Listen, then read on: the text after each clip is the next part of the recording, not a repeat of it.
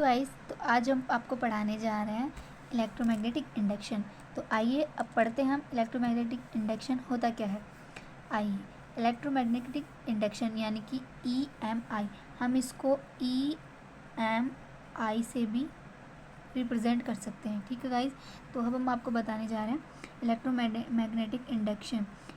In 1831, Michael Faraday showed the production of current from a magnetic field। क्या हुआ कि जो एक साइंटिस्ट थे माइकल फेराडे, उन्होंने इस एक्सपेरिमेंट को शो किया कि इसमें क्या होता है कि जब मैग्नेटिक फील्ड के अंदर जब करंट प्रोड्यूस होती है उसे ही हम इलेक्ट्रोमैग्नेटिक इंडक्शन कहते हैं। इंडक्शन का मतलब होता है उत्पन्न। ठीक है, ये इलेक्ट्रो यानी करंट, कोई भी इलेक्ट्रिक है, करंट है, मैग्नेट यानी चुंबक।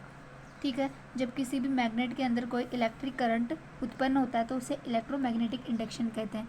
ठीक है, आगे चलिए बात करते हैं कि कैसे किस तरीके से होता है experiment. According to Faraday, current can be produce in a close conductor whenever there is a change in the magnetic flux passing through the conductor.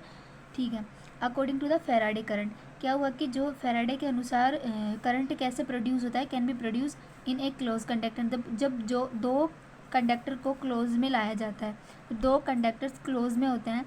ठीक है, जब क्या होता है कि उनके अंदर magnetic flux passing through the conductor, तो क्या होता है जब इस मैग्नेट को इसके पास में लाएंगे तो इसके अंदर क्या होगा, इसका मैग्नेटिक फ्लक्स चेंज हो जाएगा। ये मैग्नेटिक फ्लक्स चेंज होने के बाद क्या होता है, आगे देखते हैं। The current produce in the conductor and this is called induced current. क्या होता है कि इस करंट को ये करंट प्रोड्यूस होती है, और करंट प्रोड्यूस कैसे होती है, the conductor in this is called induction. मतलब करंट प्रोड्यूस होगी तो इसे ही हम क्या कहेंगे, इंडक्शन करंट। ठीक है, चलिए आगे चलते हैं। अब हम बात करते हैं the electromagnetic force produce the current is called induction. अब क्या हुआ कि इस इलेक्ट्रोमैग्नेटिक ये इंडक्शन करंट हो गया ना, प्रोड्यूस हुई कोई करंट तो उसको हमने बोला इंडक्शन करंट।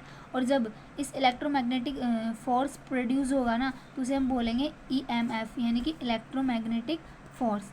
ठीक है, the world phenomenon is known as electromagnetic induction, और इस फिनोमिनन को हम इलेक्ट्रोमैग्नेटिक इंडक्शन कहते हैं। फिनोमिनन का मतलब होता है घटना, यानी कि जो भी ये प्रोसेस हुई है या फिर जो घटना हुई है उसी को हम इलेक्ट्रोमैग्नेटिक इंडक्शन कहते हैं। ठीक है गाइस, आज का इतना ही। आपको आई होप आपको समझ में आ गया होगा। तो अगर आपको समझ में आ गया तो मेरे चैनल को सब्सक्राइब कीजिए, लाइक कीजिए, शेयर कीजिए। थैंक यू, मिलते हैं नेक्स्ट वीडियो में।